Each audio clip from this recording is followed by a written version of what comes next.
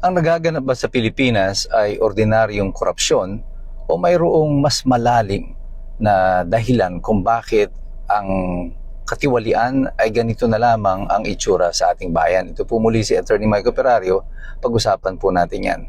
Sa loob lamang ng 4 na taon, puro mga katiwalian, kaguluhan, digmaan ang pinag-uusapan dito sa administrasyon na ito.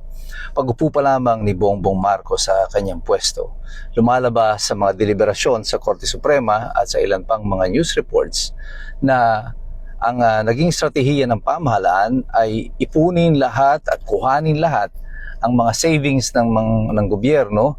Kasama na nga dito yung sa PhilHealth and other government-owned and controlled corporations, at pagkatapos ay isaksak lahat ito sa flood control project na kung saan pinaghati-hatian ito ng iilang mga kontraktor, mga congressman at yung iba ay mga senador. Ang level ng ganitong klase ng korupsyon is unprecedented sa ating bansa kasi tila ba na ang naging sistema ay isang kilos ng buong sindikato. Ang problema dito, ang sindikato ay ang buong pamahalaan. Walang matinong pinuno ang magsasabi na ang ganitong kalakaran ay kakayanin ng ating ekonomiya. Bawat isa, mga matinong pinuno na merong matinong pag-iisip ay alam na hindi mo pwedeng nakawan ang bansa sa ganitong level ng halos na 1.4 trillion in 3 years o pumapalo ito sa halos 500 bilyon taon-taon sa flood control pa lang. At kung sino man ang nag-isip nito ay isang tao na mayroong mas malalim na dahilan bukod sa korupsyon kasi alam nila dapat na babagsak ang ating bansa. Sa kasalukuyan, patuloy ang pagsadsad ng piso. Ang ating inflation rate ay napakataas, pataas ng pataas ang produkto, ang presyo ng lahat ng mga bilihin. Ang ating mga bayarin, pahirap ng pahirap ang mga tao. Ang usapin ng kaguluhan sa Kongreso, pati sa Senado, ay lalong nagdadala sa ating bansa sa mas malalim na kaguluhan. Ang giyera sa Mindanao ay tila ba umiigting na naman kasi matapos ang dekada ng taon ng pagsisikap ng pamahalaan mula sa panahon ni Cory Aquino na kung saan binuo ang autonomous region in Muslim Mindanao at pati na rin yung Bangsamoro autonomous region sa panahon nila negosasyon sa panahon ni Pinoy at hanggang nagkaroon ito ng tuparan sa panahon ni Rodrigo Duterte ay buburahin ang lahat ng naging kilos na ito ukol sa kapayapaan sa Mindanao at parang okay lang sa administrasyon na magkaroon ng giyera. Kung sa aspeto naman ng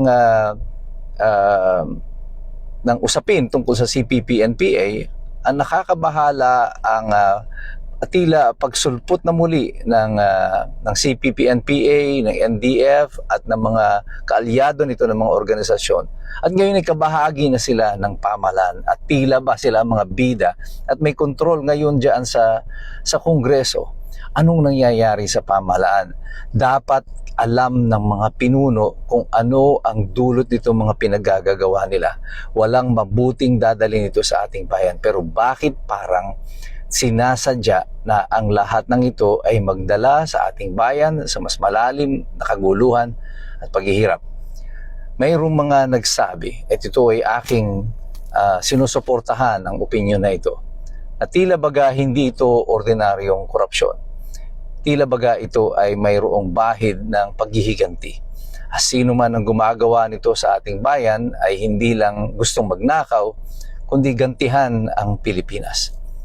At tila ba ang kasalukuyang administrasyon sa ilalim ni Bongbong Marcos mayroong masidhing galit sa ating mga Pilipino na ang nais nila ay hindi lang tayo mawalan ng pera, bumagsak ang ekonomiya, ating piso. Ang nais nila ay talagang gumapang sa hirap ang Pilipinas. Sa loob ng 4 na taon, wala pong major economic gains and development na na-achieve ang ating bansa. Wala po silang plano, walang estratehiya. There is nothing in place for the Filipino people. Ang meron lamang po tayong mga balita ay ang nakawan at kung papaano ito pinagtatakpan ng Kongreso at ng Senado sa pamamagitan ng dating majority na ngayon ay nasa minority. Ang media na patahimik nila. Sa dami ng lahat ng issue na meron tayo sa lipunan, nakapagtataka na parang naging bingi, naging pipi, naging bulag ang nasa mainstream media. Mangilan-ngilan na lamang ang nagsasalita at nagsasabi at nagbabalita ng mga kaganapan sa ating bansa.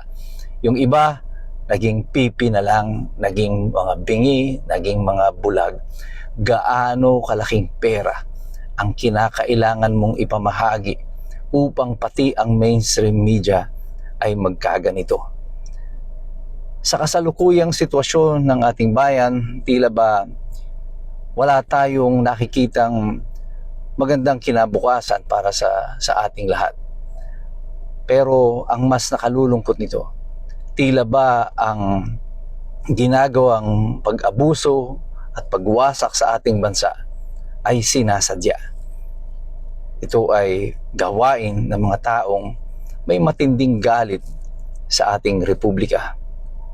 At yung galit na yan, mauunawaan siguro natin kung bakit nila ito ginagawa, kung ang kanilang motibo ay paghihiganti at hindi paglilingkod.